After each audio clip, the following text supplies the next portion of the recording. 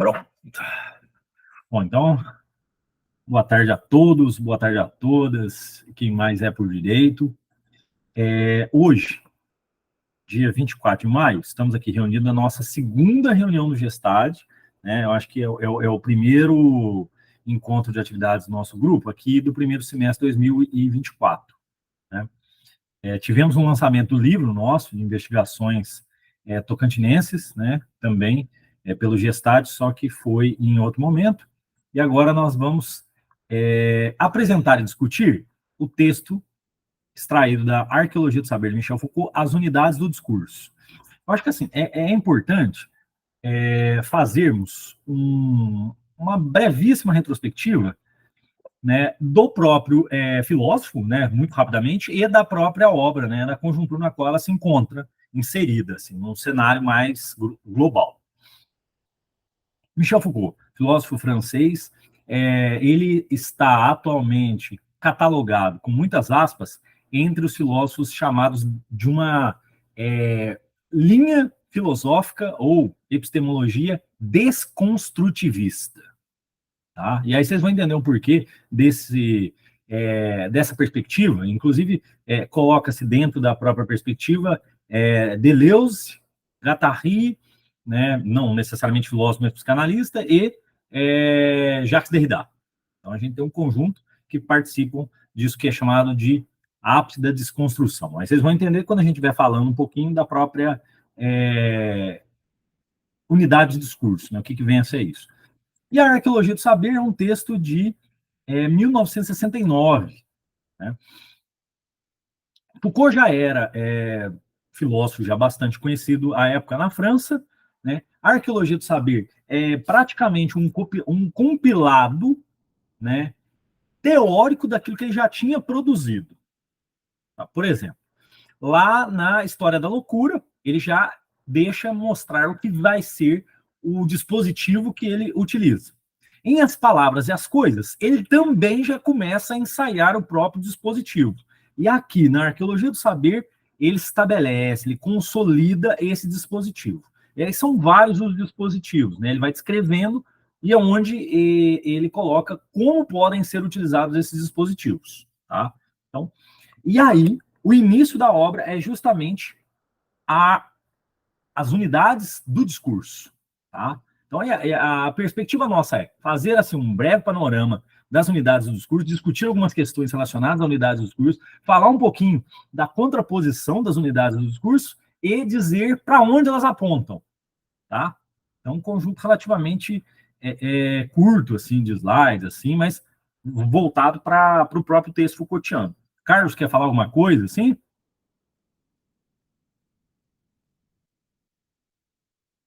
Thiago, estou só acompanhando aqui, Beleza. vou ficar aqui aprendendo mais do que falando. Oh, maravilha. Qualquer coisa pode interromper, Carlos. Tranquilo. Bom, eu tive o assistente do Canva, então ficou bonitinho os slides, né? Ó, então, tema, discurso, tá? Quais são os tópicos que são abordados? Aqui, nesse texto, que é o texto que inicia a Arqueologia do Saber, e ao longo da própria Arqueologia do Saber, descontinuidades, rupturas, repetição e semelhança. Bom, vamos lá. Aqui, a gente já poderia dizer assim, olha, a partir da própria perspectiva do Foucault, né? Ele não vai tomar discurso como comunicação. Até o presente momento, discurso era comunicação, né? Discurso, portanto, era um processo de continuidade. Tá? E aí a gente vai perceber que discurso também é continuidade, mas não só continuidade. É também descontinuidade, é também ruptura, é também aquilo que não está ali. Tá? Deixa eu ver se consigo passar aqui. Então aí seguindo o próprio Foucault, né?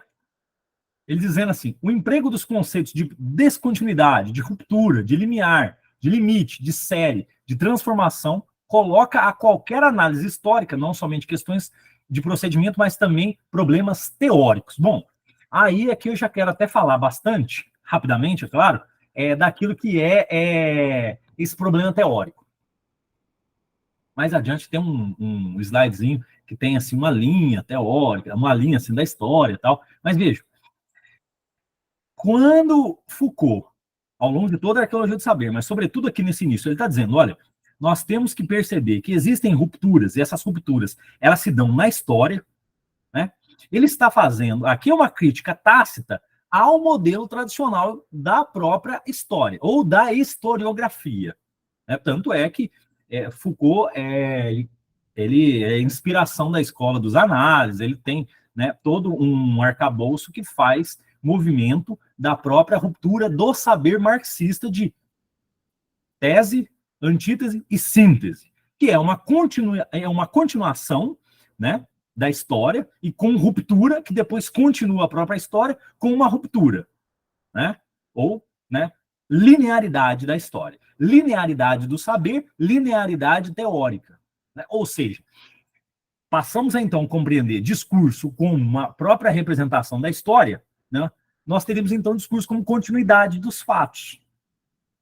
Né? Então, o discurso ele tem uma determinação, como teria a história, como a historiografia ela é determinada.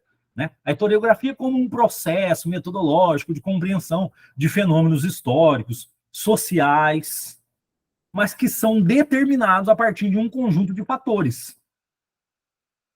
Então, veja, já aqui a gente percebe que o Foucault está fazendo o quê?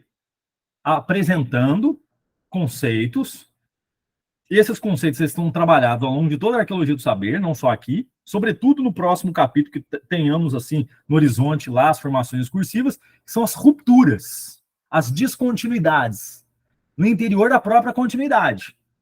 Né? Aqui a gente teria a continuidade como uma linearidade, ela seria a percepção superficial de um saber, da própria história, né? Aquilo que é percebido na própria história, nos livros didáticos, dos grandes, aquilo que seria saberes dos vultos notáveis, né? Que tem apenas continuidade. Só que entre esses saberes dos vultos notáveis, né, que constitui a linearidade histórica ou a linearidade dos saberes, a gente tem as descontinuidades que não são percebidas. Por quê? O saber ele é linear. Ou como o próprio Foucault diz, né, em As Palavras e as Coisas, a gente tem uma episteme controlada justamente por um processo aristotélico de construção do próprio saber. Né?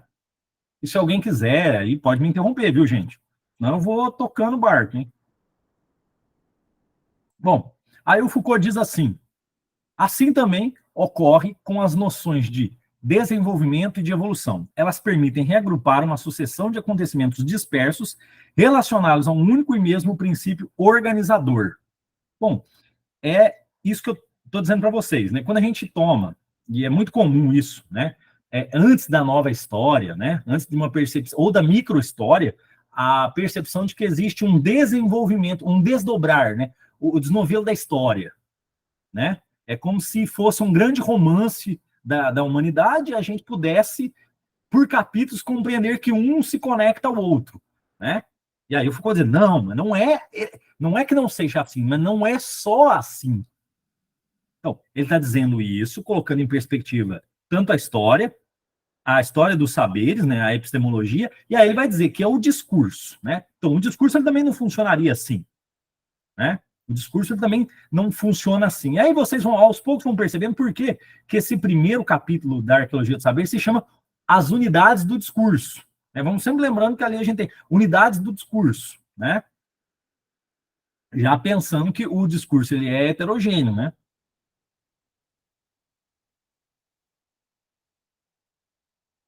Aí, eu mesmo coloquei esse exemplozinho, né? O exemplo, assim, hegeliano, né? Espírito do tempo.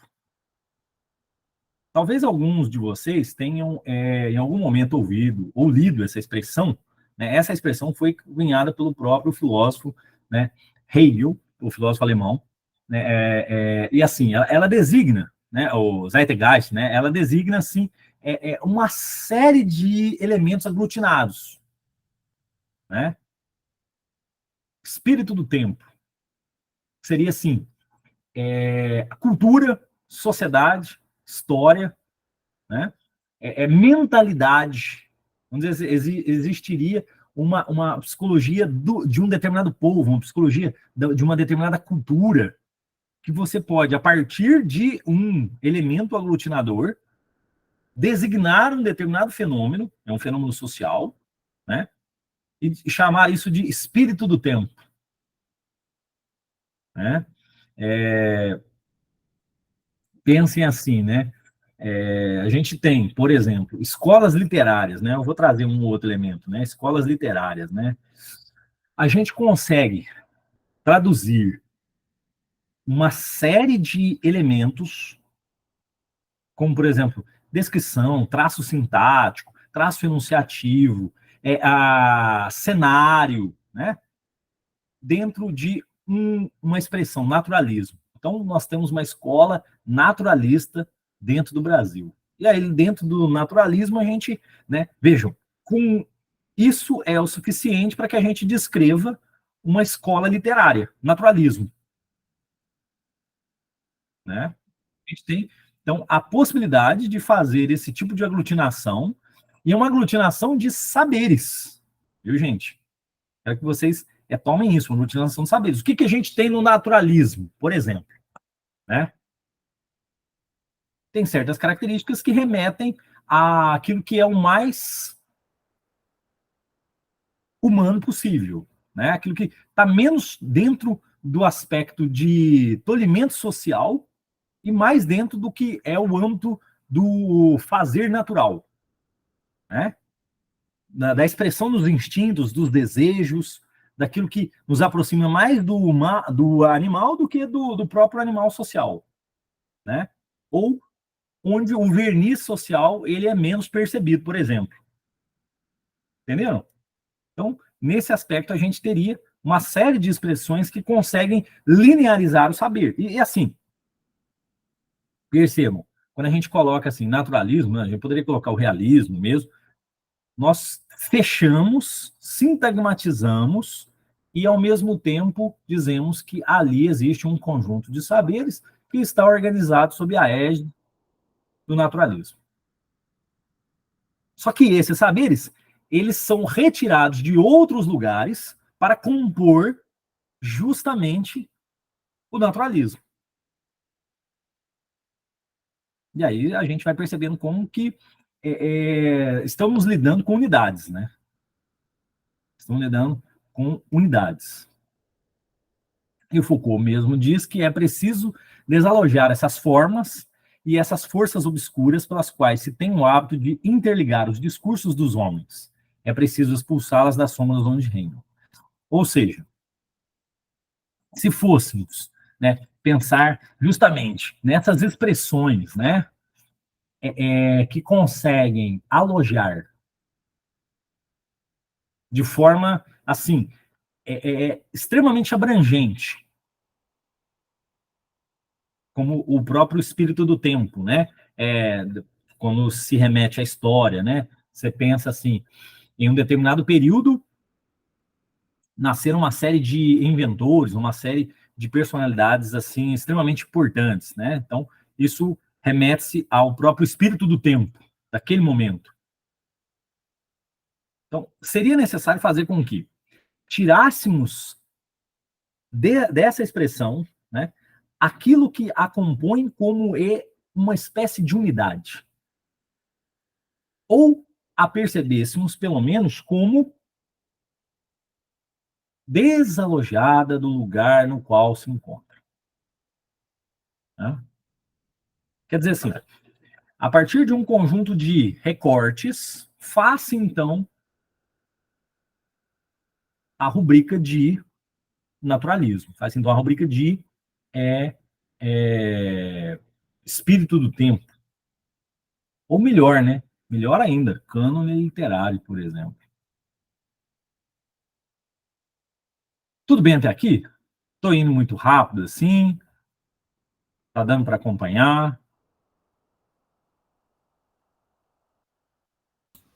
Tá dando para acompanhar sim, professor. Tá de boa? Maravilha. Obrigado, Lívia. Então, adiante. Né? Até aqui ficou importante para vocês, né? Ficou claro assim, que nós temos que observar que existe sim essa linearidade, né? Existem esses aglutinadores, né? E aí até temos uma série de exemplos, né? Só que esses aglutinadores, eles são capazes, inclusive, de apagar uma série de processos, né? Então, vamos dizer assim, é um processo de produção de saber que apaga outro processo de produção de saber, tá? Que seria, por exemplo, a produção das próprias unidades, né?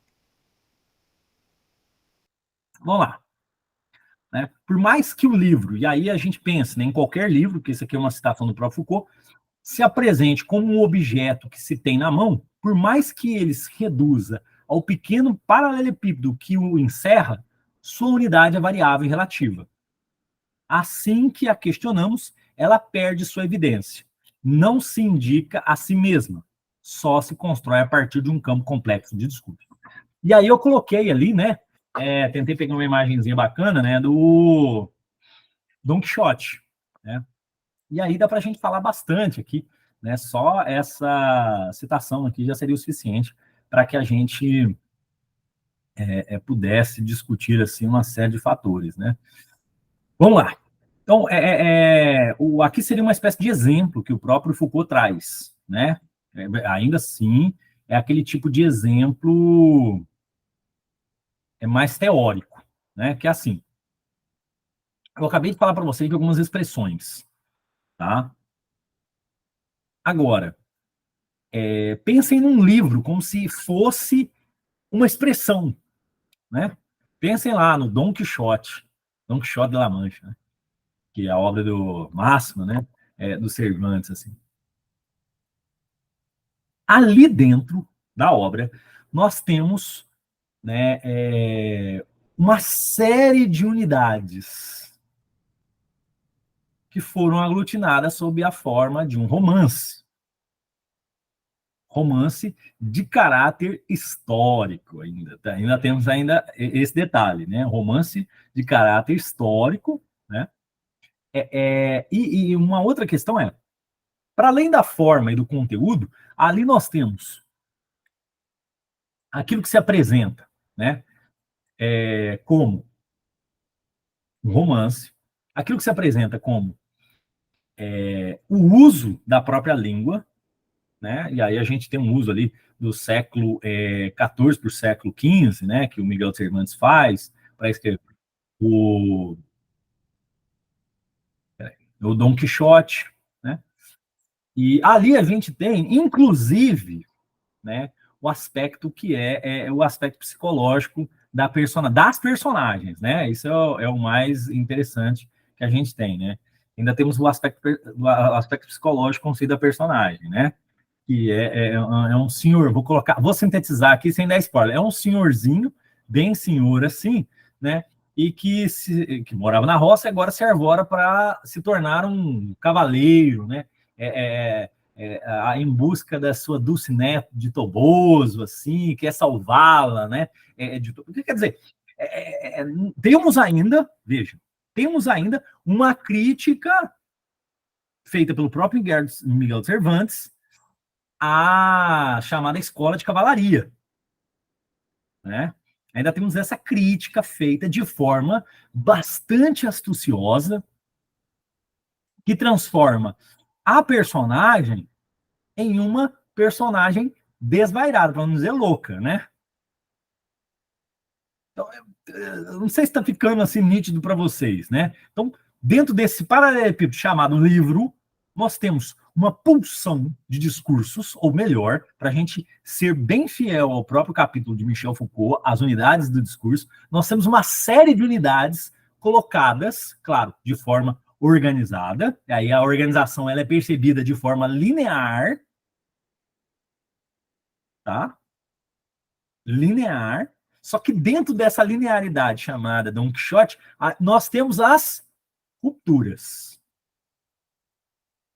Nós temos as rupturas ali dentro, né?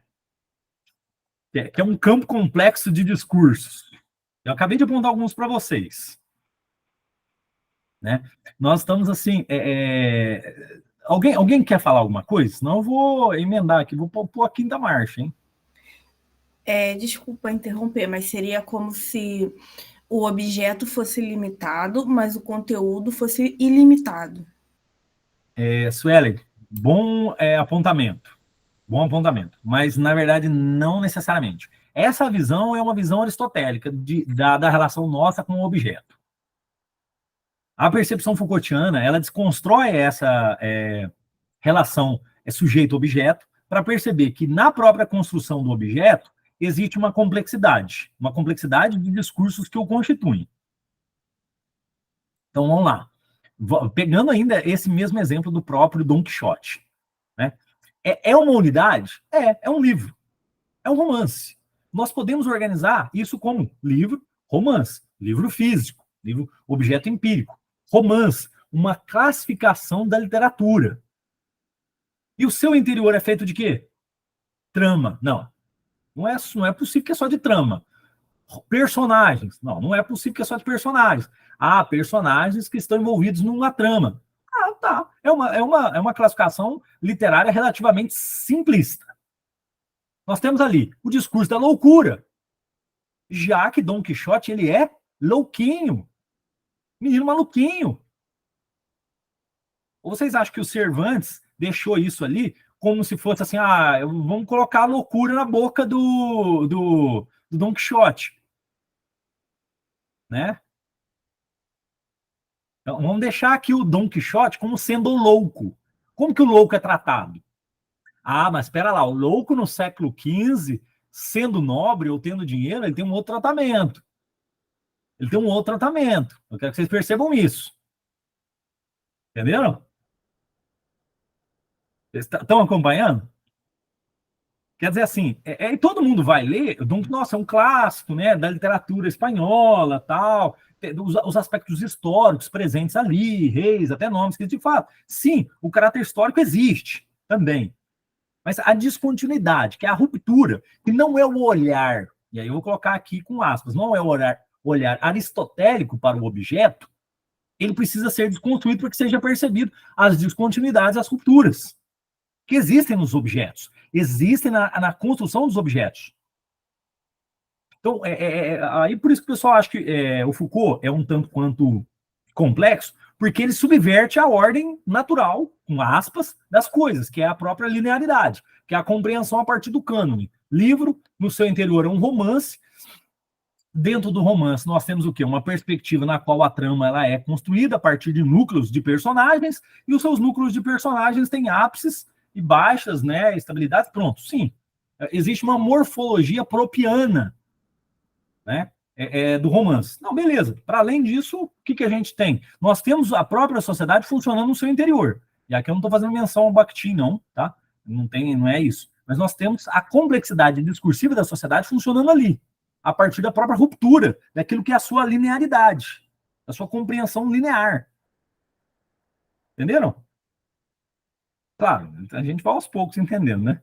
Tudo bem, mais ou menos, até aí, Suelen, tranquila? Tudo bem, sim, entendi. Não, maravilha. Então, bora. Né? Eu tentei trazer esse clássico aqui, né, do Michel Cervantes, Don Quixote, porque o Foucault até menciona nas Palavras das Cores. Thiago, oi. Duas coisas. Eu me lembro ali no texto ter lido, mais ou menos, uma parte em que ele fala assim, né, que essa unidade relativa, na verdade, ela é um conceito, né, a unidade da obra é um conceito, que essa unidade relativa e que ela tem, a partir, né, da sua relação com a sua exterioridade, mas do seu interior próprio constitutivo, um conjunto de remissões, né, como se fosse uma rede, e que ela acaba, me corrija se eu estiver errado, ela acaba sendo como um pequeno nó numa gigantesca rede de remissões, aí nesse sentido, né, que com outras unidades discursivas, então, assim, ela é uma unidade relativa mas como obra, como artefato, né, é uma unidade que não passa de um conceito, né, porque no fundo ela não é homogênea. Se ela vai ter alguma unidade, ela vai ser numa unidade discursiva que lhe é exterior, né? Não é mais ou menos isso? Não, é exatamente isso, o Carlos. É exatamente isso. Porque, assim, isso que o professor Carlos acabou de apontar, é justamente o que o Foucault falou. A unidade é relativa porque ela é estabelecida. Só que você a coloca em xeque, você desconstrói essa unidade. E aí você percebe em seu interior outras unidades, para que essa unidade aglutinadora seja construída. Entenderam? Então, assim, a gente diz, romance. Aí no seu interior a gente tem um quadro formal, percebido, né? Sobretudo o romance clássico. Eu trouxe uns grandes clássicos da literatura universal para a gente. O Don Quixote. No seu interior, você ainda tem o complexo de discursos, que aí é percebido de acordo com essa relatividade. Eu particularmente, não gosto muito de quando a gente tem o uso desse termo relatividade, mas é quando a gente coloca sobre uma outra perspectiva, né? E aí, lembrem-se, essa é a perspectiva que nós desconstruímos a linearidade de saber, a continuidade. Nós percebemos no interior daquilo que é contínuo, por exemplo, o romance, a sua descontinuidade interna, né? Aquilo que é a própria sociedade funcionando, eu vou colocar aqui em termos quase bakhtinianos, é a própria sociedade funcionando em seu interior. Então, a sociedade, ela é vamos dizer assim, um aparelho artificial extremamente complexo, e ela não vai funcionar de a forma simplificada como a gente imagina que seja o próprio romance. Então, seria uma simplificação desse mundo virtual, que seria o romance. Entendeu? Só que é aquilo, você tira de seu lugar formal, observa que esse lugar formal ele não deixa de existir porque você o tira, ou seja, você não invalida o saber existente. No entanto, o que você faz? O relativiza de acordo com as unidades que compõem esse saber. Então você coloca em perspectiva, até seria melhor a perspectiva do que relativizar, né? Não é, Carlos? Seria melhor colocar em perspectiva, né? Você coloca em perspectiva, coloca em xeque aquela perspectiva que já é canônica, tradicional, e percebe essas unidades que compõem esse saber, que seria o romance, né? Outra coisa que eu queria destacar, que você disse que eu achei muito, muito interessante e importante, né, destacar, é quando você fala da loucura, né, você disse assim, o Cervantes, ele não inventa uma unidade de loucura, né, ele não inventa a loucura, aquela loucura percebida como uma unidade, vamos dizer assim, de sentido, do que é ser louco, né, não é uma invenção dele, é uma conexão com uma rede, né, de outros discursos, de outros já ditos ou não ditos, né, mais sociais, né, e enfim históricos, não é? Eu achei muito interessante frisar isso, né, que a partir dessa análise, né, de que não há uma loucura inventada naquele romance, que a loucura ali só existe porque existem discursos sobre a loucura, é que a gente começa a pôr em xeque, como você disse nessa perspectiva, né, a unidade interna. Perfeito, Carlos. Perfeito. Excelente observação, né? E vejam, é justamente essa outra citação, né? Veja, o diálogo, né? Da outra citação, né? Uma soma de textos que podem ser denotados pelo signo de um nome próprio, né? Claro que aqui eu estou simplificando um pouquinho o próprio texto do Foucault para fazer que a explicação seja palatável, né? Já essa é a própria função do professor, né? Olha aqui, né? Então, saindo aqui daquilo que fosse algo muito mais complexo, né? Então, perceber o funcionamento das unidades de discurso no interior de um próprio romance, né? Que seria aquele aglutinador. Agora, nós teremos aqui, se eu não escrevi errado, né? Aí, ó. Autores, né? Vejam, como os autores, Foucault também gostava muito de autores, né? Tanto é que ele fez uma palestra, ele chamava, que esqueceram, né? Auteur. O que é um autor, né? Aí, tá aí, né? O que é um autor? Para além daquilo que é a própria compreensão do ser empírico, responsável por um processo enunciativo que, por sua vez, dá vazão ao texto, né? E, claro, que esse é um processo, vejam, é um processo longo, complexo e denso, que tem as suas marcas, né? Do empírico no enunciativo, do enunciativo no textual, né? Nós temos, assim, uma passagem, né? Para além disso, o que é o autor, né? Aí eu coloquei aqui, né? Coloquei um clássico aqui da literatura é brasileira, que é Machado de Assis, e trouxe, e vejam, foi coincidência, né, os dois pertencerem à mesma escola, mesmo com muitas aspas, escola literária, que é o realismo, né? O Machado de Assis, realismo relativamente fantástico no Brasil, e o Dostoiévski, realismo relativamente brutal na Rússia, né? Que o realismo do Dostoiévski é existencial. Do Machado de Assis é aquele que ainda é quase romantismo realista, né? Uma coisa mais bacana, legal, tem uma coisinha existencial, mas não pode pegar forte, né? Para além disso, né, o que é um autor, né? Vou voltar o slide aqui, só para a gente fazer essa relação, né? O Foucault dizendo, e eu trouxe, né, autores, né? Ó, uma soma de textos que podem ser denotados pelo signo de um nome próprio. Opa, passei demais. Poderíamos dizer que o autor é uma soma de textos? O que vocês acham? Uma soma de textos? Ou né, a gente poderia extrapolar, né, o próprio capítulo, né, as unidades de discurso, né, e dizer assim: o autor é a entidade discursiva emanadora dessa soma de textos. Ou melhor, o autor é a entidade discursiva que arregimenta uma soma de textos, né, que não necessariamente foram escritos por sua pena, por seu teclado, por sua mão. A participação do estrangeiro agora. E aí, hein? O Foucault nos coloca assim, são perguntas assim que, lendo Foucault, nós precisamos ter no nosso horizonte, né? O que seria, então, um autor, né? Ó, vamos lá, de novo. Saber clássico canônico universal. Autor é o responsável pela produção de uma obra. Teríamos ainda uma compreensão de autor que levasse em consideração marcas enunciativas em determinadas obras, né? Autor, né? Então, não vinculada à sua imagem, vamos dizer assim, empírica talvez, né? Mas uma imagem enunciativa capaz de marcar textos, né? Capaz, assim, de marcar e organizar os textos, assim, de tal modo que é possível perceber o próprio autor no texto, né?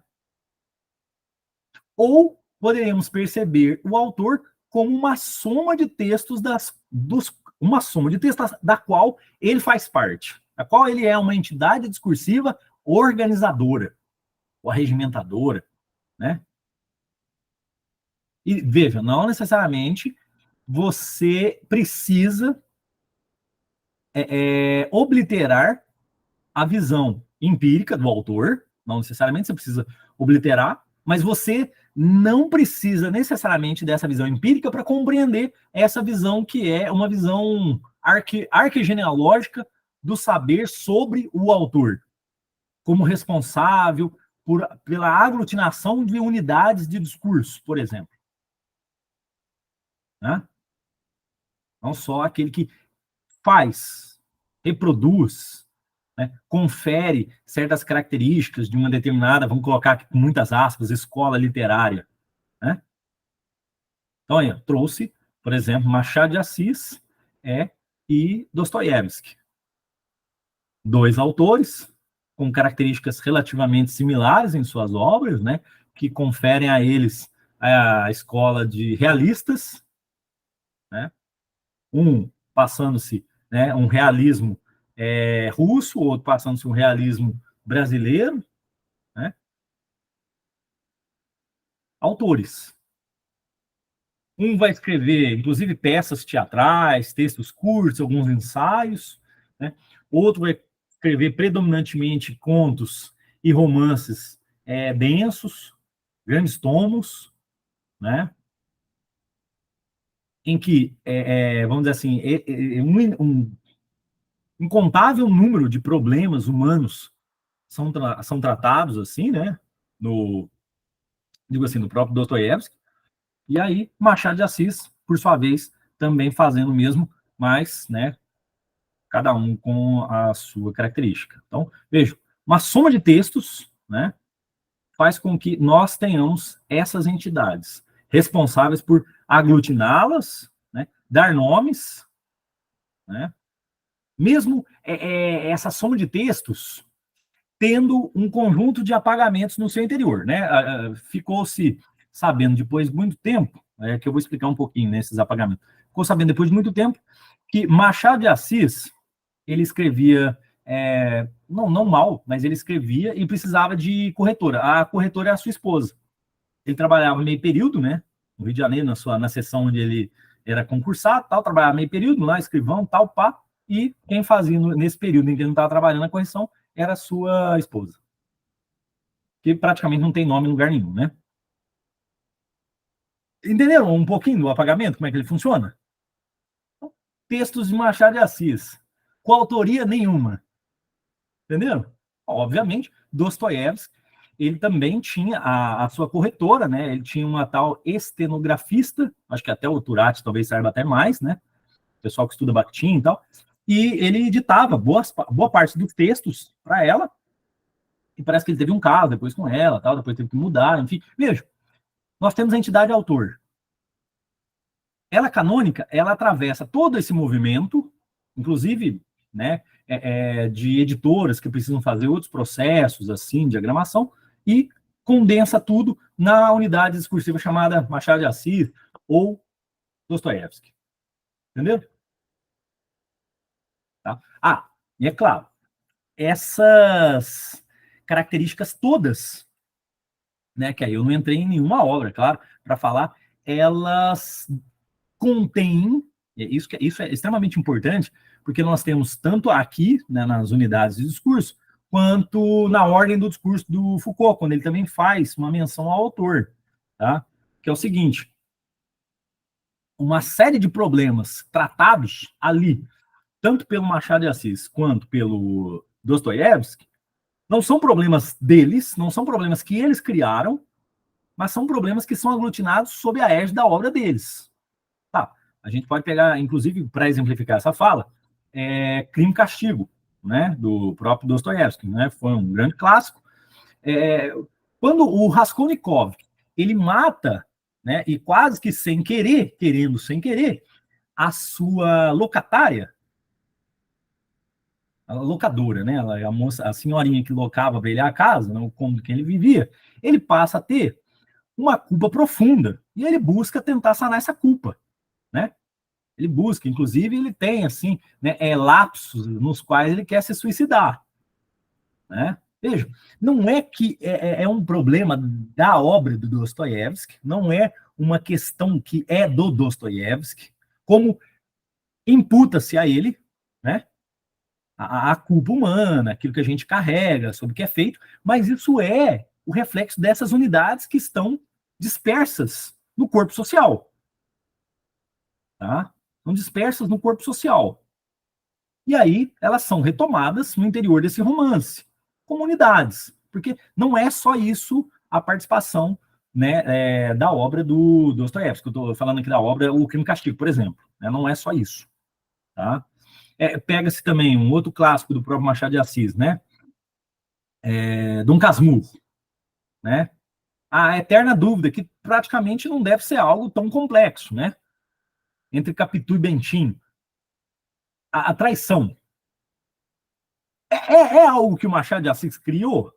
Mas aí o cânone literário não, mas não é a questão que ele tenha criado, a questão, na verdade, é como isso é desenvolvido na obra. Para que o leitor, do início ao fim, não tenha certeza se houve ou não traição. Por exemplo, né? Mas o que eu estou querendo dizer para vocês é comunidade de discurso, isso está em outros lugares. Isso não pertence exclusivamente a essa obra, né, de um e de outro, por exemplo. Elas remetem a outros lugares, elas remetem a outras produções. E nesse aspecto, percebam, por isso que a gente tem unidades. Não existe o discurso compactado e homogêneo. É nesse aspecto que o Foucault ele faz uma crítica assim. Para a época era brilhante, hoje nem tanto, que a gente percebe que tem se reproduzido muito isso, né? Não existe discurso homogêneo. Não existe homogeneidade quando se tem a produção discursiva.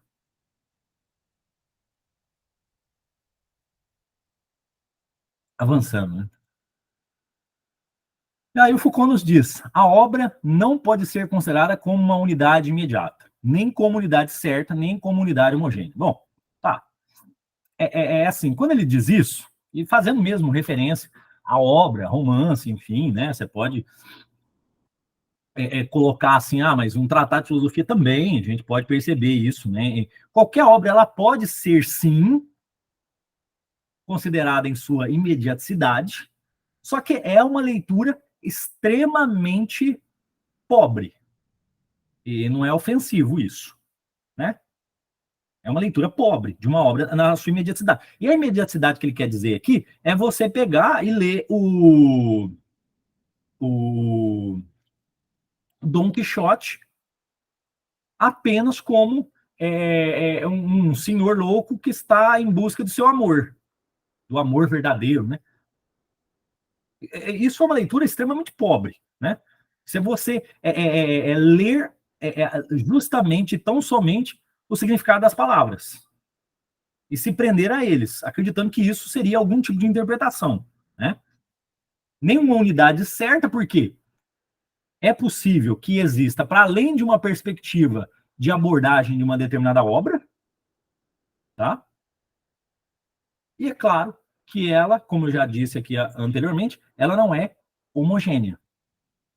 Não existe essa leitura homogênea, não existe uma unidade.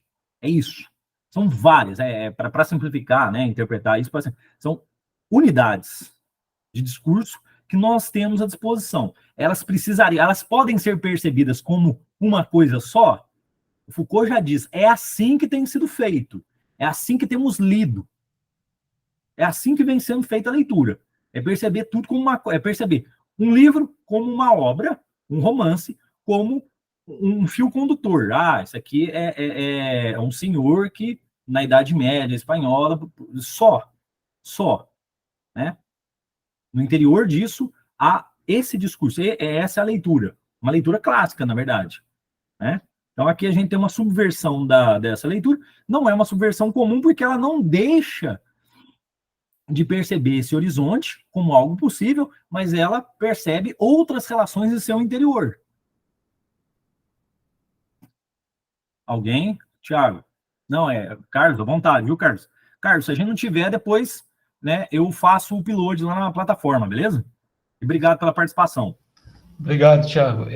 Mas eu queria muito depois discutir uma parte, eu achava que ia dar tempo de discutir hoje, né, quando lá na página 29 ele fala, vai chegar, você está chegando lá ainda. Eu mesmo, de minha parte, nada farei senão isso, que eu acho, ali tem uma entrada metodológica, né, muito Sim. interessante. Aí eu queria te perguntar algumas coisas, né, principalmente quando ele se opõe a abordar a contradição interna das unidades. Mas eu vou precisar sair mesmo rapidinho, aí se der tempo de eu voltar até nessa parte, ou antes de você terminar, aí a gente pode refletir sobre isso daí. Muito obrigado, Thiago, já que eu volto aí. Não, beleza, Carlos. Bom trabalho lá, hein? Valeu, obrigado. Gente, mais alguém tem alguma dúvida, quer perguntar alguma coisa? Aproveita, hein?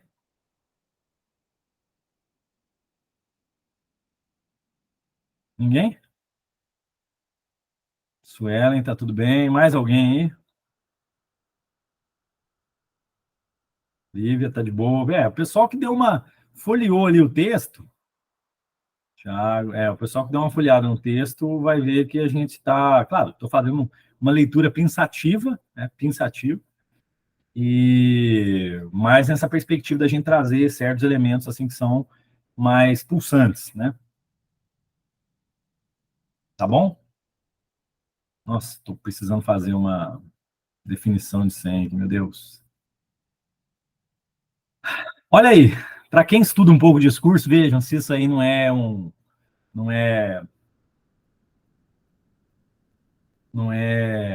algo assim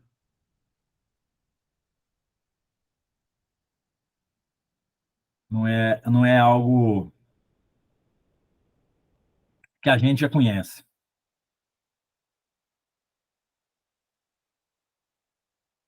O discurso manifesto não passaria, afinal de contas, da presença repressiva do que ele diz.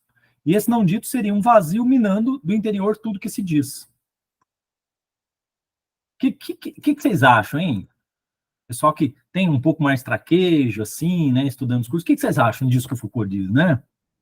Vamos deixar um pouquinho, o que vocês acham? Quero ouvir um pouquinho aí, pessoal. Paula que tá aí.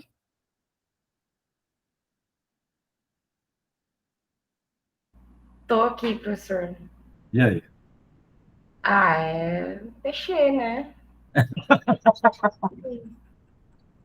E em português, Orlando, né? Não, a gente não pode falar isso, não.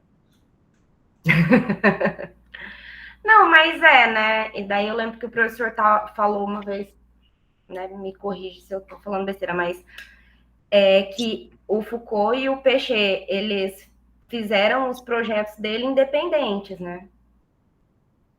Sim e não. A gente tem que fazer um parênteses quando a gente vai falar disso. Então. Mas, enfim, Sim. tem isso, né?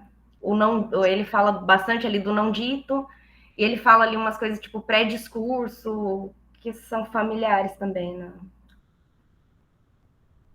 Você quer falar um pouco mais, Paula? Fala um Não, pouquinho era mais. isso, professor, desculpa, que deu um lag aqui. Aí. E aí? Não, da minha parte é isso, professor. Quem mais? Vamos lá, vamos ouvir um pouquinho mais. Vamos aproveitar para a gente ter aquela coisa mais dialógica, né? Elisângela, conta pra gente, como é que foi a leitura?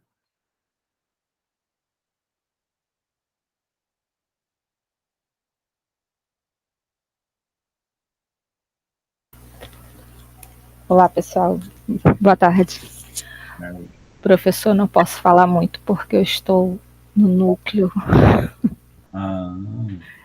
Mas a leitura de Foucault, para mim, é sempre uma redescoberta, né? Eu sempre que leio, eu tento compreender, e quando eu leio e quando eu releio, é sempre complexo. Tem sempre aquele, principalmente quando você diz sobre o não dito, seria um vazio minando, é exatamente isso, é um vazio minando e você procura cada vez mais esse vazio para poder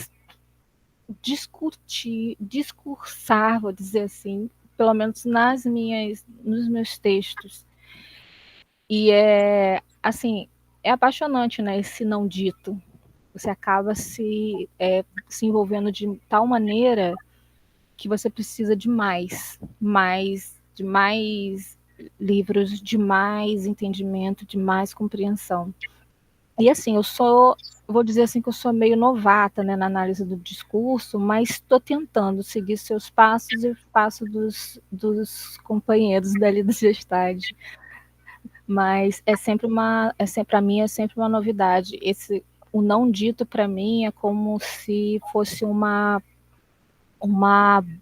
luz no fim do túnel ali. Eu sempre procuro mais sobre esse não dito. E Foucault, para mim, ele é apaixonante por causa disso. Ele sempre fala sobre essa situação. E eu lembro de ter lido o discurso, né, da escola, que ele fez, a análise do discurso, e ele fala sobre isso. Seria interessante não ter que estar aqui para dizer, para explicar, mas é preciso. E isso para mim é fascinante. Obrigado, Elis. Então, é interessante, né? Sempre que eu me deparo com essas passagens, né, e aproveitando o que a Paula disse, o que a Elisângela disse, sempre que eu passo por essas passagens, né, eu percebo assim, aquela leitura histórica das coisas, porque o Foucault, ele não está criando nada do nada, né, do zero, né? Assim como o Peixe também não criou nada do zero, tá? Aí. Toda vez que tem um não dito, existe a possibilidade de relativizarmos o dizer. Tá? Agora eu vou deixar vocês pensando nisso. Lívia, diga pra gente. Professor, eu fiquei pensando aqui, assim, não sei se estou certo também, né? Mas pelo que eu entendi, pelo conhecimento que eu tenho sobre análise de discurso, sobre essa questão do não dito, tá querendo dizer, tipo, que o não dito diz muito. Porque no discurso, obviamente, não é só aquilo que se diz, mas também aquilo que não se diz. Eu não sei se estou conseguindo me fazer entender. Mas seria isso que está querendo dizer nessa passagem? Que o não dizer diz muito? Isso. É isso, Lívia, de forma bastante simplificada, com um adendo que o Foucault diz que o dizer reprime o não dito. O dizer é a força repressiva que nós temos para aquilo que não é dito. Entendeu? O dizer, ele organiza a possibilidade de existir o não dito. Não é bonito a gente imaginar que o dizer é a força repressiva do não dito? Né? Não, se a gente quiser ir lá no Saussure, a gente vai ver isso. Né? É claro que a gente tem que ir no Saussure olhando para o Freud, talvez. Né? Ah lá, a gente vai no Saussure e vê. O que é o signo? Significante, significado. Existe uma barra entre eles. Existe uma força repressiva que faz com que um funcione ao mesmo tempo que o outro. Né? O que a gente vê? Significante. Ele é perceptível. O que é o significado? É uma entidade muito mais abstrata, né? Dependente do significante. Por isso que o Foucault não gostava que chamassem de estruturalista, né? Quando ele diz isso, e ao longo do texto todo, ao longo da arqueologia de saber toda, ele vai dizer isso, né? Ele está partindo do paradigma estruturalista. Dito, não dito. Significante, significado. É claro que, para além disso, tem mais, né? Perceber que no interior de uma homogeneidade chamada romance, nós temos rupturas e descontinuidade chamadas unidades de discurso, é de fato algo muito significativo que cinde parcialmente com o estruturalismo da época. Né? Por isso é importante compreendermos Michel Foucault sob a égide de um desconstrutivismo, né? Só que ele não é total, né? E sim, o não dito, ele é extremamente importante. E é a partir do não dito que o analista de discurso ele vai poder trabalhar, né? Ele, na verdade, ele trabalha naquela percepção, né? Olha, que tem um dito que suprime esse não dito. Esse dito suprime esse não dito. E é claro que ele vai mostrando, a partir do seu ferramental teórico metodológico, como existe essa supressão de dito pelo não dito. É claro que eu simplifiquei demais o trabalho do analista de discurso. Nunca, por exemplo, a professora Eni vai ver isso, né? Vou avançar aqui para não fazer mais simplificações demais, né? Mas tá tranquilo, né, gente? Tranquilo, né? Beleza. Olha lá. O Foucault vai dando 3 motivos, mas a gente vai ficar com o primeiro, que é mais importante. Primeiro motivo que condena a análise histórica do discurso a ser a busca e repetição de uma origem que escapa a toda determinação histórica. O outro, a destina a ser interpretação ou escuta de um já dito, que seria ao mesmo tempo um não dito. Bora ver o que é isso aí. Foucault vai dizer assim: nós não devemos compreender o discurso ou mesmo a história, porque toda vez que ele faz menção à história, ele está mostrando que o funcionamento do discurso é similar à história. Né? É similar, não é idêntico. Similar. Toda vez que ele está falando da história, dos saberes ou da episteme, ele está falando de discurso. Existe similaridade. Né? E essa é a escrita Foucaultiana, né? Ele está dizendo assim, a análise histórica do discurso, né, como uma repetição que tem uma determinação histórica. Crítica ao marxismo, né? Crítica à metodologia, tese, antítese e síntese, desenvolvida pelo Hegel e incorporada pelo Marx. E que, vamos dizer assim, engendra uma das vertentes da sociologia moderna. Compreensão dos fenômenos sociais, a partir de continuidades, a partir de uma linearidade de saber, a partir de um projeto de prospecção dos fenômenos sociais. Prospecção, portanto, do próprio discurso. Tá? Então, não se deveria olhar por aí. Ou esse deveria ser um olhar tão somente limitado a um determinado campo e sendo percebido como limitado por uma falta de relatividade a uma outra episteme. Né? Essa que ele está tentando aqui instaurar. Né? A partir de outras relações. Tá? Relações de saberes que são, né, vamos dizer assim, integrantes à própria linearidade, mas que não são percebidos na sua linearidade, porque são rupturas. Né? E a outra destina a ser a interpretação, a escuta de um já dito, que seria ao mesmo tempo um não dito. E essa outra aqui, que é super interessante, a gente tem a primeira, a continuidade, aquilo que se faz na historiografia contemporânea, né?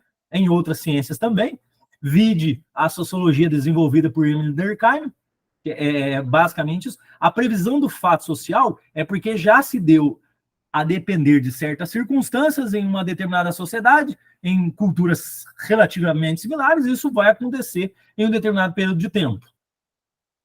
Vide como ele tratou o suicídio na Europa. Né? Então, o opúsculo do próprio Durkheim, que ele fala do suicídio como um fato social. Né? Em sociedades em que ele não vai chamar de capitalismo, mas ele vai chamar de avanços tecnológicos são desenvolvidos, né? Existe uma certa facilidade das pessoas, enfim. E isso vai fazer com que haja um esvaziamento do campo das relações familiares, né? Daquelas relações que são mais diretivas para a própria vida, até o esvaziamento da própria religião. Tá? Tudo bem até aqui? E a segunda perspectiva, ela participa de uma interpretação, essa é muito mais robusta, que observa o dito e o não dito e tão somente uma relação entre significante e significado. O que o Foucault vai dizer? Não, vamos ter uma terceira via. É eu falando, viu? É eu lendo o Foucault. Né? Porque a terceira via é justamente um projeto arquigenealógico do saber. Arquigenealógico do discurso. Tá? É a famosa terceira via. Nem a linearidade, né? O rolo compressor da história, tampouco aquilo que é o visto e o não visto, o visível e o invisível, que seria uma relação assim de contiguidade, e agora nós temos as múltiplas relações, né? Relações essas que vocês já sabem, são as relações de poder. Né? Tudo bem, gente? Tranquilo? Avancemos? Alguém quer falar alguma coisa aí? Ninguém? Tá tranquilo? Pergunta, hein? Bora. Olha aí. Uau. Professor. Oi. Diga, Paulo. Espera só um pouquinho. Mas então, quando ele fala que tem o dito e o não dito, ele separa isso, não é tudo constitutivo, é separado. Sim, é separado. É separado. É separado. É separado. Tá. É separado. Veja, eu acho que uma coisa que é muito importante é que o Foucault não está jogando as coisas fora. Né? É que muitos que leem Foucault acreditam assim: nossa, agora eu entendi a coisa de verdade. Não, ele não está jogando as coisas fora, ele está dizendo, as coisas existem a partir de um certo cânone. Nós vamos jogar fora o cânone? Não. Nós vamos perceber que no interior desse cânone existem micro-relações produzidas a partir de unidades de discurso, por exemplo. né? Produzidos a partir de unidades de discurso.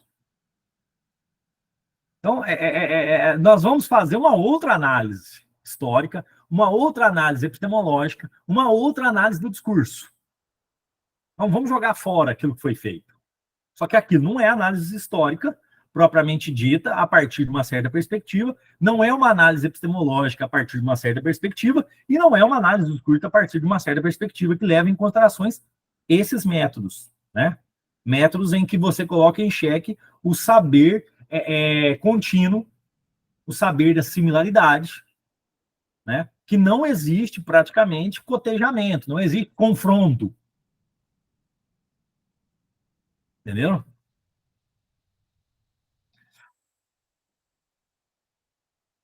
História das continuidades. Aqui eu estava no meu ápice didático, eu falei, deixa eu colocar para o pessoal ali, né?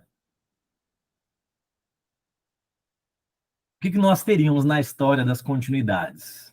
Vocês podem abrir um livro didático, né? De história, até mesmo de geografia, é interessante perceber isso, né? Se a gente for perceber até na gramática, a gente tem isso, né?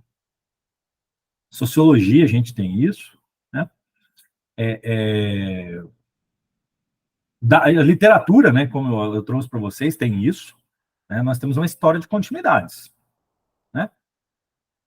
Nós temos fatos primordiais originários que determinam, né, fatos históricos do passado, que, por sua vez, têm continuação em fatos presentes. E vejam, se é assim, o ser humano não é tão burro, ele entendeu que os fatos futuros eles são previsíveis por meio de uma relação entre passado e presente. Então, fechou. Então, Francis Fukuyama tem razão. A história acabou, a gente já pode encerrar, já não precisa mais estudar nada. Né? Sobretudo com relação à história. A geografia também poderia ser previsível. A sociologia poderia ser muito mais previsível do que ela é. Né? Compreendem? A história das continuidades. É claro que o Foucault, ele está vendo isso, ele está achando assim, né? Colocando nos termos em que ele vai desenvolver a sua arqueologia do saber.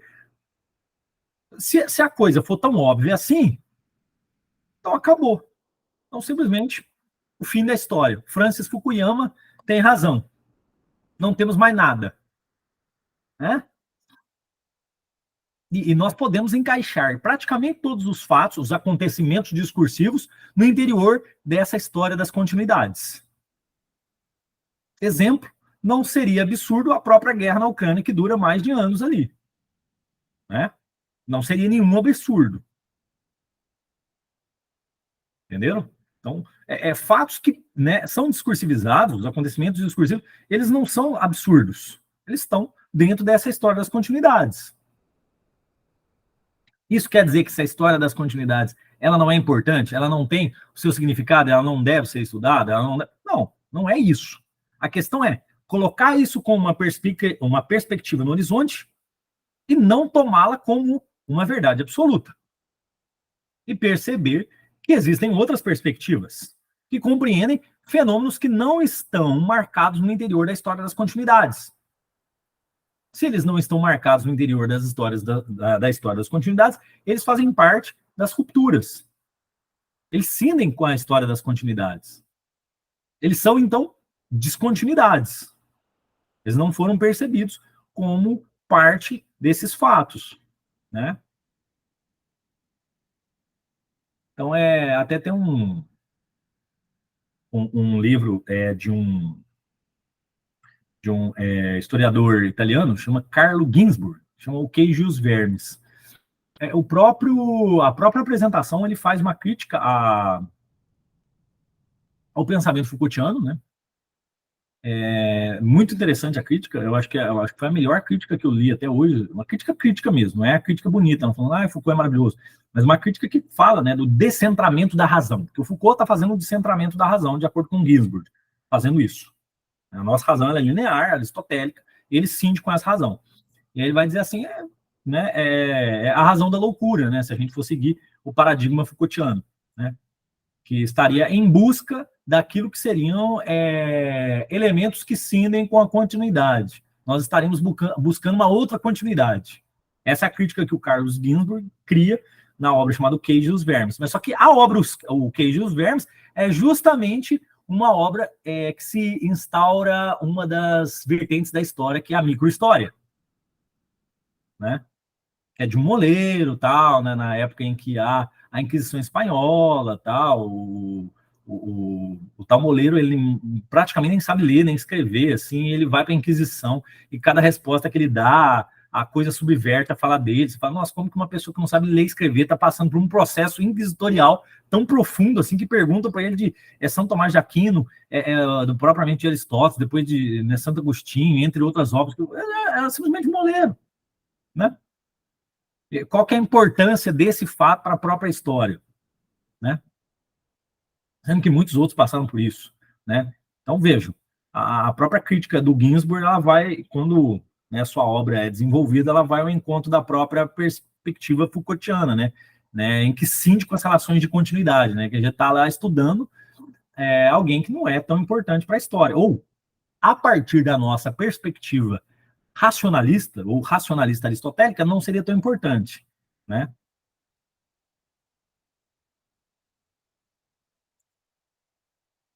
Portanto, essa perspectiva trata-se de reconhecer que elas talvez não sejam, né? Talvez não sejam continuidades, tá? Enfim, que exigem uma teoria, essas descontinuidades, viu? Aqui que o Foucault tá quase fundando uma análise do discurso, já quase ali na metade do capítulo, quase indo para o final, ali já está quase fundando a análise do discurso, né? E que essa teoria não pode ser elaborada sem que apareça em sua pureza não sintética o campo dos fatos do discurso a partir do qual são construídas.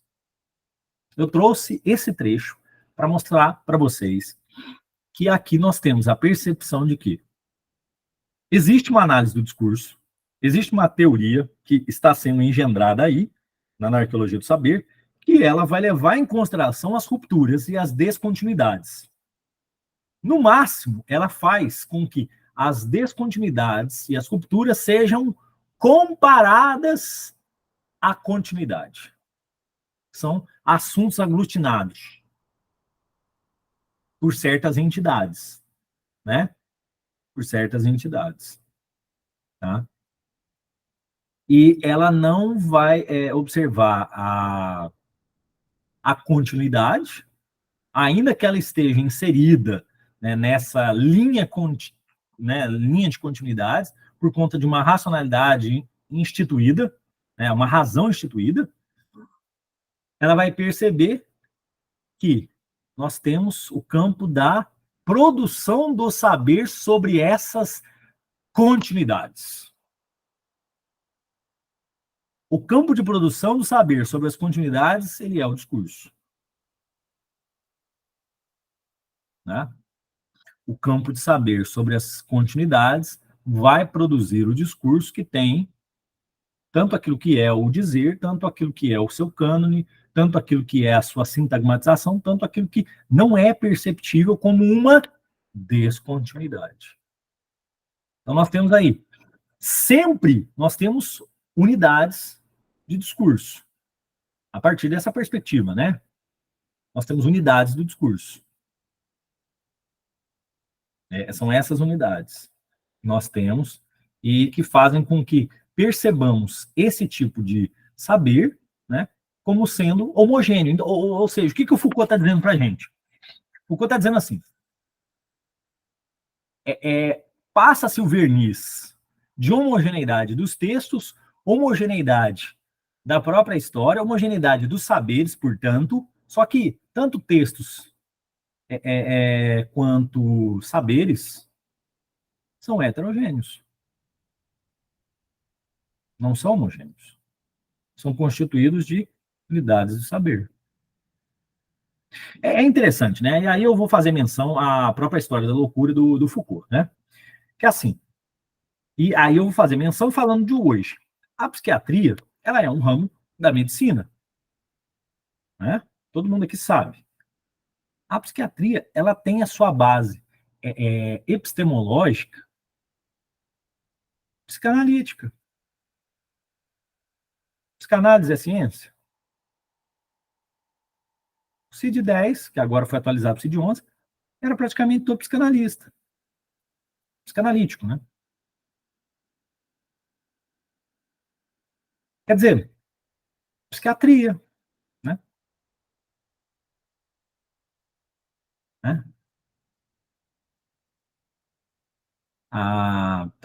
Né? Vamos avançando aí, né? Psicologia. Tendo inúmeras vertentes, ainda assim, ela segue, em sua grande maioria, a clínica psicanalítica. Independentemente da abordagem, segue a clínica psicanalítica. Não sei se isso, para vocês, é impactante. Para mim, é. Para mim, é extremamente impactante. Né? Entender que uma área de saber, ela está tão enraizada em outros campos, que depende do funcionamento desses campos para que ela seja no interior de um circuito, né, de saberes, ratificada, confirmada, sendo percebida como saber, né, ou ciência.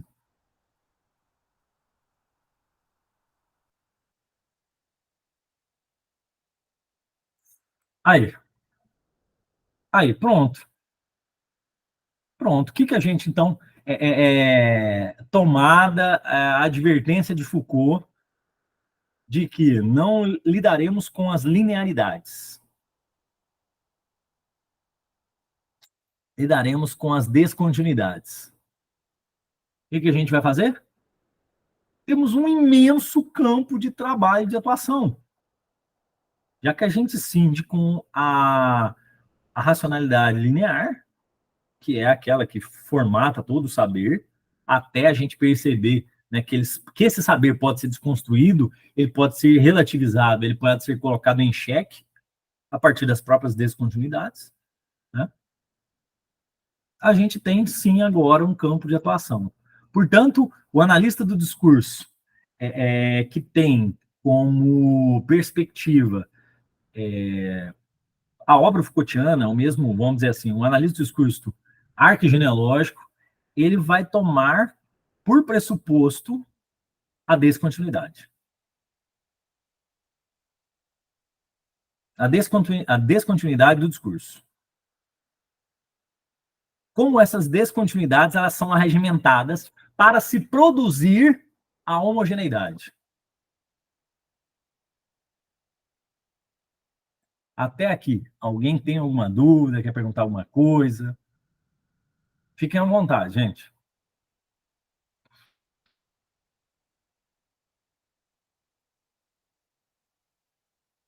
Paula? Alguém? De boa? Não, então tá de boa.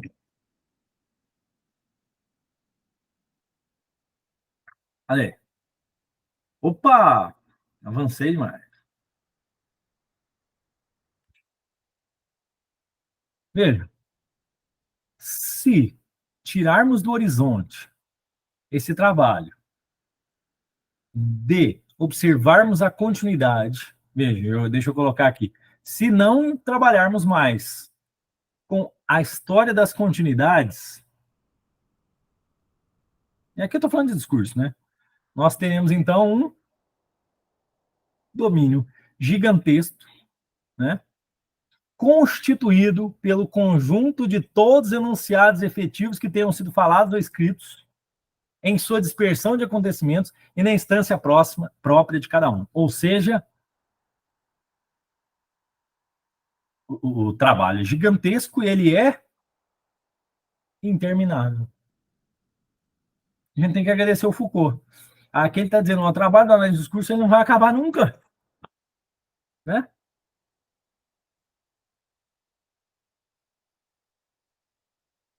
A gente vai trabalhar o quê? Esse conjunto de enunciados efetivos. Aí, por efetivo, ele vai dizer tanto falado quanto escrito, coloca as duas grandes modalidades, né?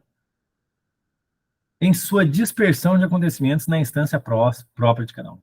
Ou seja, não tem fim esse conjunto de enunciados que pode ser analisado pelo analista do discurso sob a perspectiva Foucaultiana, né, ou a arca genealógica.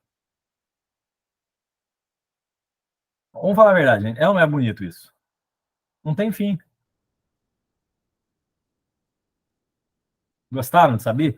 Se observarmos por essa perspectiva, não tem fim? Vamos falar a verdade, demais, né?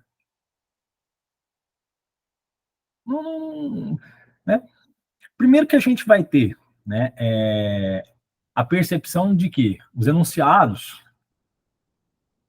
mesmo aqueles produzidos, falados, escritos, né, pintados, enfim, tanto faz, eles estão dispersos em diversos lugares, em diversos nichos, em diversas unidades. Entenderam? Quer dizer, a história da loucura estaria somente nos manuais de medicina, de psiquiatria?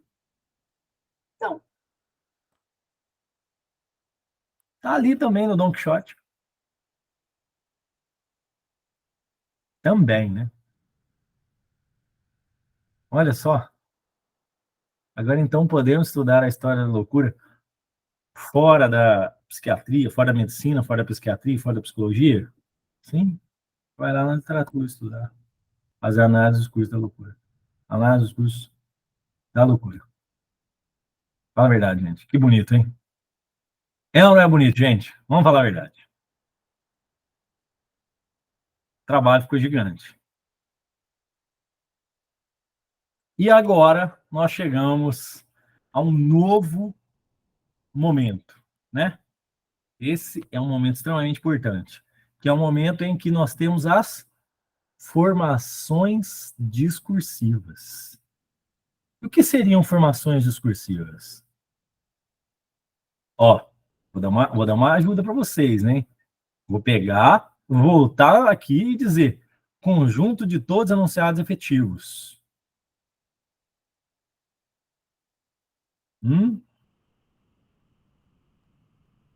Portanto, aqui eu deixo, caso agora a gente abre para discussão, assim, aqui eu deixo o que nós devemos apresentar, discutir numa próxima reunião de gestade, né, que é o próximo capítulo, que seria as formações discursivas, né, em que a gente tem o avanço do projeto Arco Genealógico do Foucault. Alguma dúvida? Alguém quer perguntar alguma coisa? Agora é a hora da nossa discussão, gente. O que leram, o que acharam estranho, o que não pegaram. Com vocês.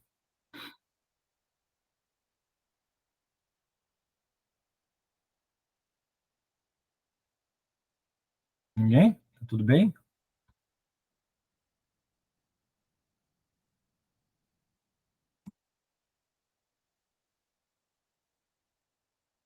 Tranquilo, então? Unidades do discurso. Fácil, de boa, assim. A gente pode tomar como estudo feito, concluído. Tá. Maravilha. Então, diga, Thiago. Professor, no caso, só uma dúvida. Quando o senhor mencionou acerca do não dito, seria mais ou menos o que a Anne Orlando fala em relação que as palavras se acompanharem do silêncio e serem elas mesmas atravessadas pelo silêncio? Não. Não. Quando a Eni ela está falando a partir do próprio Peixe. Eni e Peixe são sinônimos, né? Quando a gente tem essa perspectiva materialista do discurso, ela está vinculada a um processo interdiscursivo. Ele seria da origem daquilo que o Peixe, lá na primeira parte, né, daquele livro, da Semântica e Discurso, vai dizer das orações adjetivas. Né? Ele vai mostrar como que elas funcionaram na história da filosofia, né?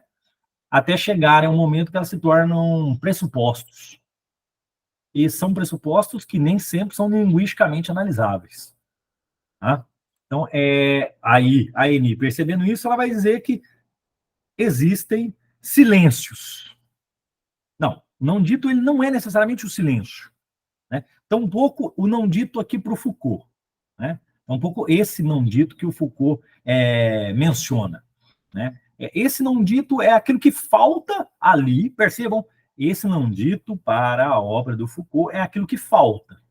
Poderíamos ler com uma descontinuidade, a depender de como certo objeto ou certo acontecimento discursivo é analisado? Sim.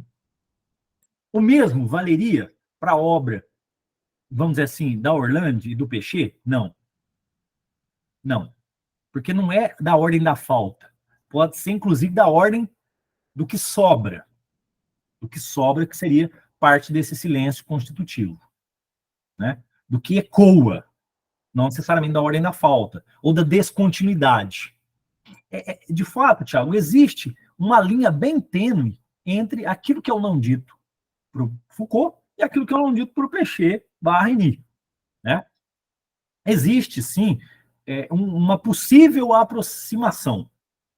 É interessante de não ser feita por conta do projeto epistemológico Foucaultiano, que é de desconstrução do saber, e o projeto epistemológico Pechetiano, que é o de materialidade do saber. Ele pode estar justamente encadeado na continuidade do saber. Já que o Pechet e a Reni, por sua vez, né, por ser mais pechetiano que o próprio Pechet, faz da análise do discurso uma percepção virtual das próprias relações de força na nossa sociedade. E elas são continuidades, elas não são descontinuidades. Então, essa é a perspectiva que deve separar uma análise do discurso arquegenealógica, que é a Foucaultiana, e a análise do discurso materialista, né, que é a pechetiana, orlandiana. Tudo bem?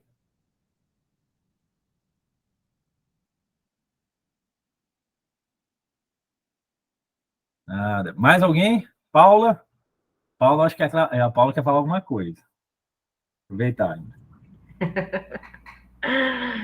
Quero, professor, quero, por acaso quero. Que eu tô aqui pedalando. E agora eu vou, assim, vou perguntar, mas já sabendo que é aquela pergunta que o professor vai falar assim, mas tem que tomar cuidado de falar isso, falar aquilo e tal.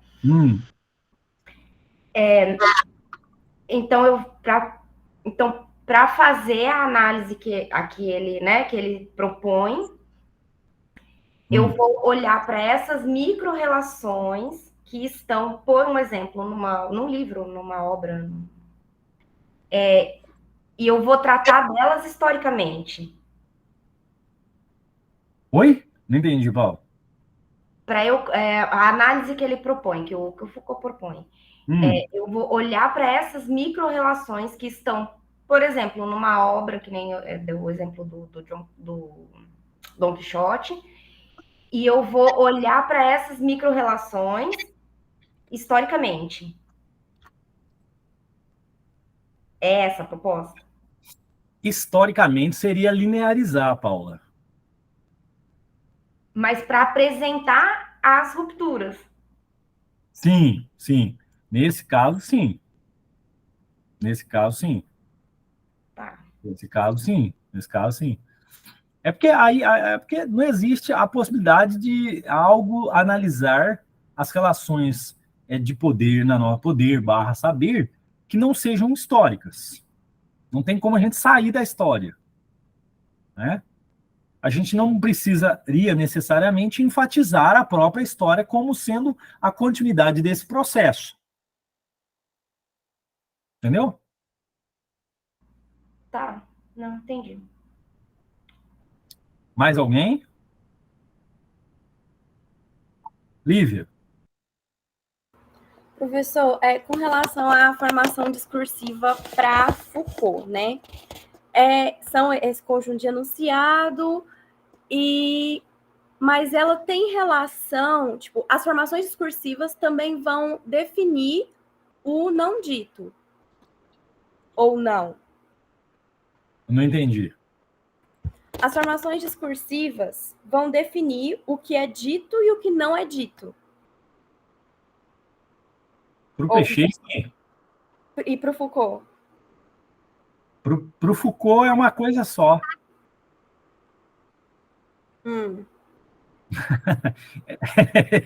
É que assim, o pessoal fica preocupado, porque nós temos discurso no Peixê, discurso no Foucault. Formação discursiva no Peixê, formação discursiva no Foucault. Né? Enunciado no Peixê, enunciado no Foucault. É claro que fica um pouco confuso, né? Os caras estão fazendo quase a mesma coisa, com os mesmos termos, né? A terminologia fica muito próxima. Mas aí que está. A aplicação dessa terminologia precisa ser o mais precisa possível, né? Assim, as formações discursivas para o Peixê determinam aquilo que pode e deve ser dito, de acordo com uma certa conjuntura. Pronto. Né? O clássico, as palavras mudam de sentido de acordo com aqueles que as empregam. Peixê, 1971. Agora, para o Foucault, não é essa relação que se dá. As formações discursivas, elas têm em seu interior aquilo que se chama de unidades de discurso. Né? Nós temos as unidades de discurso nas formações discursivas. E o mais legal, e aí o que mais buga a galera, funciona ao mesmo tempo a formação discursiva, a unidade de discurso e o seu interior. O projeto não é uma separação metodológica entre um e outro. Você encontra as formações discursivas à medida em que você compreende as unidades de discurso no interior de uma determinada unidade maior, ou, né, de uma obra, por exemplo. Ou melhor, no interior de um acontecimento discursivo. Entendeu? Não existe necessariamente uma determinação. Existe uma organização, existe uma estruturação, talvez, né, que é o melhor termo, para que a gente perceba essas formações discursivas. Né? O Foucault, ele cinde com um processo de continuidade, com um processo materialista de determinação. Por isso que sempre dá bastante trabalho compreender tal complexidade, né? Que cinde com a lógica materialista, que cinde com a lógica de continuidade, e passa a ser a lógica da ruptura. Né? Embora muitos analistas do discurso eles acabem colocando formações discursivas no mesmo lugar, tanto para Peixê quanto para Foucault, né? Só fala que um é de um e o outro fala que determina. Mas isso aí é uma apropriação metodológica que é feita, de forma um tanto quanto equivocada, mas ela funciona. Ela funciona, mas é um tanto quanto equivocada. Imaginar que as formações discursivas são uma determinação. Né? Lá meu Deus, a ordem do discurso, o Foucault vai dizer que existe determinação, não existe determinação, ele existe um processo de constrição do dizer, e essa constrição do dizer é de todos os elementos que funcionam, desde o autor, desde o próprio dizer, do comentário, da própria língua. Ele vai dizer que existe um processo de constrição, mas não é um processo de determinação. Né? Quem mais? E as formações discursivas elas ficarão para um próximo encontro, né? Que, como nós estamos aqui no dia 24 de maio, talvez esse encontro se dê talvez no segundo semestre, né? Das nossas atividades. Tudo bem? Então, ficamos assim pré-programados para um próximo encontro, tratarmos do capítulo As Formações Discursivas, né, dentro da Arqueologia do Saber. Sugestão que releiam a própria unidade de discurso, né, o primeiro capítulo, para que a gente ainda vá mais bem lido, né, para o capítulo subsequente, as formações discursivas. Tá bom, gente? Agradeço demais a participação de vocês, né, depois lembrem lá de clicarem lá no link, façam a inscrição, tal, deem um ok, a participação, tá? Depois, assim que a plataforma estiver funcionando, a gente já vai ter os certificados. Tudo bem? Então, o último slide, talvez mais importante, é o obrigado, né? Tá? A gente se encontra na nossa próxima oportunidade, viu, gente? Tá bom? Agradeço a participação de todos aí. E bom final de semana, né? Já chegando sexta-feira, né? Para a gravação.